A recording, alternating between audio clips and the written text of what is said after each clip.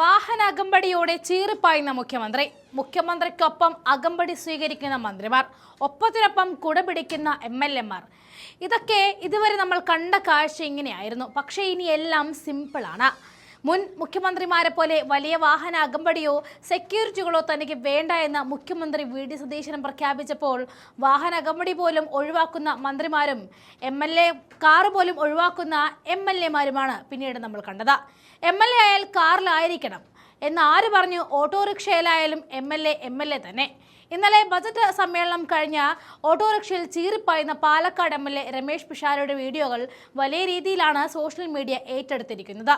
വിസ്മയം പുതുപ്പിച്ച ബജറ്റ് അവതരണത്തിൽ സഭ അന്തം വിട്ടു പോയതിനു ശേഷം തിരികെ റെയിൽവേ സ്റ്റേഷനിലേക്ക് മടങ്ങിയ MLA രമേശ് പിഷാരടി ഓട്ടോയിലായിരുന്നു പോയത്. MLA കാറുകൾ ഉണ്ടായിട്ടും അതെല്ലാം വേണ്ട എന്ന് വെച്ചായിരുന്നു ഓട്ടോയിൽ ചാടിക്കയറിയത്. സാധാരണക്കാരുടെ വാഹനമാണ് ഓട്ടോ. സാധാരണക്കാരന്റെ MLA ആകുമ്പോൾ ആ സാധാരണക്കാരന്റെ വാഹനത്തിൽ യാത്ര ചെയ്യുന്നതാണ് ജനമനസ്സിലേക്ക് എത്താനുള്ള എളുപ്പവഴി. താനാണ് വലിയ ആള് എന്ന മട്ടിൽ നടക്കുന്ന പല MLA-മാരും ഇതൊന്ന് കണ്ടു പഠിക്കുന്നത് നല്ലതാണ്. കാരണം അടുത്ത 5 വർഷത്തേക്ക് കൂടി നിങ്ങളെ ജനം തിരഞ്ഞെടുക്കണമെങ്കിൽ അവരുടെ മനസ്സിൽ നിങ്ങളുണ്ടാകണം. ഇന്നലെയായിരുന്നു VD സതീശൻ സർക്കാരിന്റെ ആദ്യ ബജറ്റ് അവതരണം നടന്നത്. ധനമന്ത്രി കൂടിയായ മുഖ്യമന്ത്രി VD സതീശൻ തന്നെയായിരുന്നു ബജറ്റ് അവതരണം നടത്തിയത്. തീരദേശം, കാർഷിക, സ്വയം തൊഴിൽ എന്നിവ ഉൾപ്പെടെ സകല മേഖലയും പരിഗണിച്ചുകൊണ്ടുള്ള ബജറ്റ് അവതരണം 1 മണിക്കൂർ 39 മിനിറ്റ് ദൈർഘ്യമുള്ളതായിരുന്നു. ബജറ്റ് കഴിഞ്ഞതിന് പിന്നാലെ ആദ്യ നിയമസഭയുടെ പുറത്തെത്തിയതും പാലക്കാട് MLA രമേശ് പിഷാരടി തന്നെയായിരുന്നു.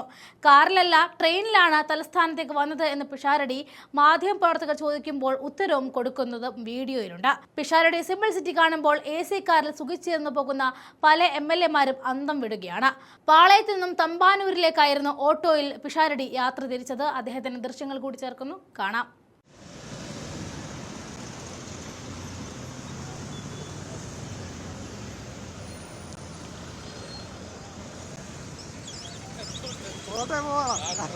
വണ്ടി എടുത്തില്ല.